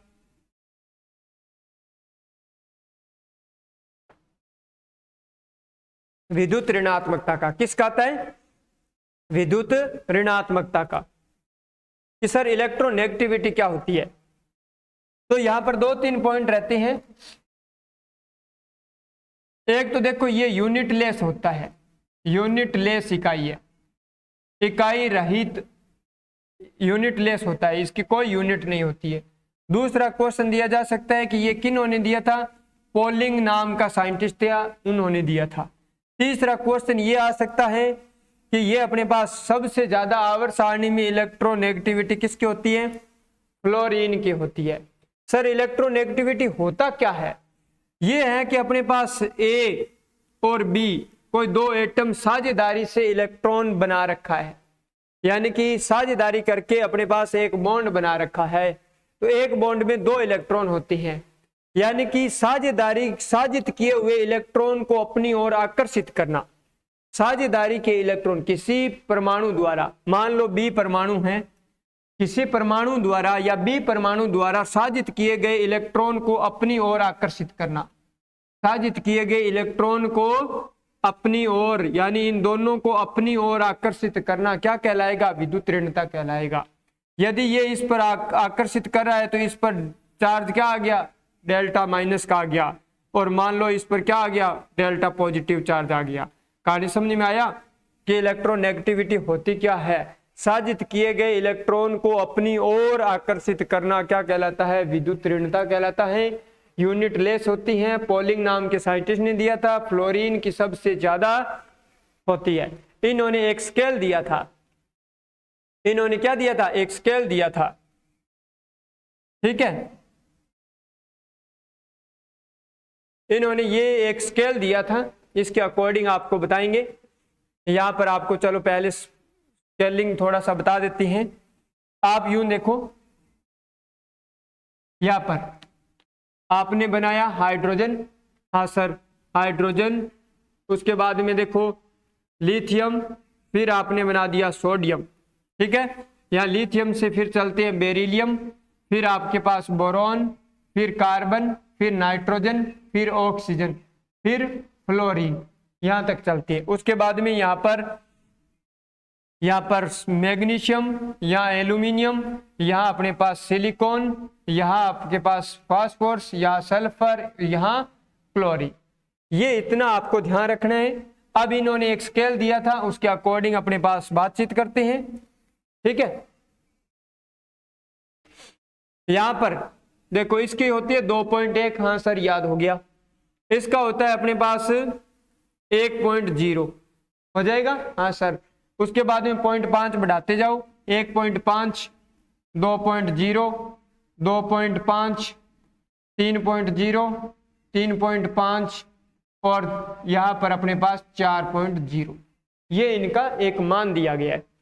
इसमें अपने पास पॉइंट कम कर दो, 1 पॉइंट कम कर दिया, हाँ सर। इसमें अब 0.3 जोड़ते रहो, तो 0.12, यहां पर 15, यहां पर 18, यहां पर 21, यहां पर सर 24 होना था, यहां पर क्या करो 25, और यहां पर अपने पास क्या करो 30 करो, ठीक है। 30 को यूं करो कि 32 कर दो आप, ताकि कोई दिक्कत ना आए। आपको बताएंगे कारण, क्योंकि 3 0 यहां है, 3 0 यहां है, तो थोड़ा सा दिक्कत आएगा, ठीक है। यहां पर 2.5 है, यहां पर 2.5 है, तो कंपेयर करेंगे तो इससे ज्यादा हो, टेंशन मत लो। अब आपके पास यहां पर क्रम कैसे ध्यान रखना होगा, ठीक है। कहानी यूं है कि मान लो H और F में बंद हो, H और एक F में बंद हो, तो आपको पता होना चाहिए कि इसकी इलेक्ट्रोनेगेटिविटी ज्यादा है, तो ये चार्ज इस पर आ जाता है, तो इस पर डेल्टा चार्ज रहता है और इस पर पॉजिटिव चार्ज रहता है। तो ये चीजें समझाने के लिए होती है, ओके, हाँ सर। अब आपसे एग्जामिनर यहां तक के क्वेश्चन पूछता है कि हो सकता है कई बार तो डायरेक्ट आपको यहां क्वेश्चन दे दें कि कोई 4 एलिमेंट लिख कर दे देंगे कि सबसे ज्यादा किसकी है, ठीक है। तो आवर्त सारणी में सबसे ज्यादा इलेक्ट्रोनेगेटिविटी किसकी है, क्लोरीन की है। उसके बाद में दोस्तों दूसरे नंबर पर यानी दूसरे स्थान पर सबसे ज्यादा विद्युत ऋणता किसकी है, ऑक्सीजन की है। फिर यदि आपसे क्रम पूछ लिया जाए, क्रम पूछ लिया जाए तो ऐसे याद करना होगा। क्रम पूछ लिया जाए तो कैसे याद करोगे सर, ऐसे याद करेंगे। कैसे याद करोगे, ऐसे याद करेंगे। यहां तक देखो, यहां से यहां चले, हाँ सर। उसके बाद में यहां से यहां चले, हाँ सर। उसके बाद में यहां से यहां चले, हाँ सर। उसके बाद में यहां से वापस यहां चले, हाँ सर। उसके बाद में आपको जाना है यहां पर, फिर आपको जाना है यहां पर, यहां से जाना है आपको यहां पर, यहां से जाना है आपको यहां पर, और फिर जाना है आपको यहां पर। यानी कि सर सीक्वेंस बनाएं तो क्या बनेगा, सीक्वेंस आपको पूरे पी ब्लॉक में बना दिया।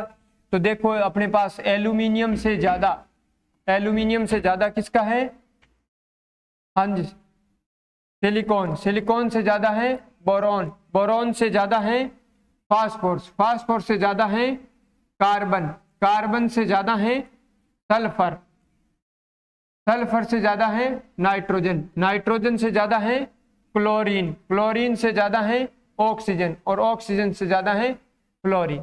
बच्चों ये क्या हो गया, याद हो गया। इंपॉर्टेंट को देना पड़ता है, इंपॉर्टेंट को देना पड़ता है। यहां से कोई क्वेश्चन गलत नहीं होना चाहिए। अपना 100% यहां से क्या होता है, क्वेश्चन आता है। यहाँ से क्या आता है, क्वेश्चन आता है। यदि इन चारों में आप कंपेयर करोगे, हाँ सर, तो कंपेयर कर देंगे, कोई दिक्कत नहीं है। तो यहाँ से ए से एन बना देना, यहाँ से ए से एन बना देना, ठीक है। तो बस ये हो जाएगा, बहुत इंपॉर्टेंट है, कोई दिक्कत है नहीं। हाँ सर, उसके बाद में एस करैक्टर पर भी अपने इलेक्ट्रोनेगेटिविटी ज्ञात कर सकते हैं। एस करैक्टर पर मान लो एस करैक्टर जिसका ज्यादा, एस परसेंटेज जिसका ज्यादा, उसमें इलेक्ट्रोनेगेटिविटी ज्यादा। अब कोई चीज है, अब ये मान लो कोई 100 रुपए हैं, वो 6 बंदों में डिवाइडेशन है, 1 और 3 4 2 6 में है, तो यहाँ 16% एस लक्षण आ गया। इस एक को, इसको नंबरिंग दे रहा हूं, इसको नंबरिंग दे रहा हूं, 1 2 3 4 5, जिसका एस करैक्टर ज्यादा, एस करैक्टर ज्यादा, बस उसका वो अपने पास इलेक्ट्रोनेगेटिविटी ज्यादा। या 6 का भाग दिया, फिर मान लो 100 है, इसमें कितने बंदे हैं, 4, तो यहां पर 25%। ये 1 नंबर का था, ये 2 का था, फिर ये 3 का, 3 4 5, इसमें 5 का भाग देंगे तो 20 का 20 आ जाएगा। फिर मान लो 100 चीजें 4 में वितरित की जा रही है, तो 25%, ये 3 नंबर का। फिर अपने पास 4 का 100 में है, 3 का भाग देंगे तो 33, ये अपने पास परसेंटेज आ गया 4 नंबर का। फिर मान लो कोई 100 है, 100 एक क्राइटेरिया लेकर चले, इसमें 2 का भाग दोगे तो 50, ये अपने पास 5 नंबर का। तो अपने पास सबसे ज्यादा एस करैक्टर किसका, 5वें का, फिर 4 का, 3 का, 2 का, 1 का। तो यहां पर इलेक्ट्रोनेगेटिविटी सबसे ज्यादा किसकी, 5 नंबर की, सबसे कम इस संकरण की। ऐसे संकरण भी तो देखकर पूछ सकता है कि किसकी इलेक्ट्रोनेगेटिविटी कम होगी। तो ये अपने पास हो गया। उम्मीद कर रहा हूं कि यहां तक आपको काफी अच्छा समझ में आया होगा। Okay, thank you. चलो मिलते हैं इसी प्रकार नेक्स्ट लेक्चर में। तब तक के लिए आप बढ़िया मेहनत करें, पूरा इस चीज कंसेप्ट को समझें और 100% ईमानदारी के साथ मेहनत करें ताकि आपकी मेहनत रंग लेके आए। Okay, thank you students.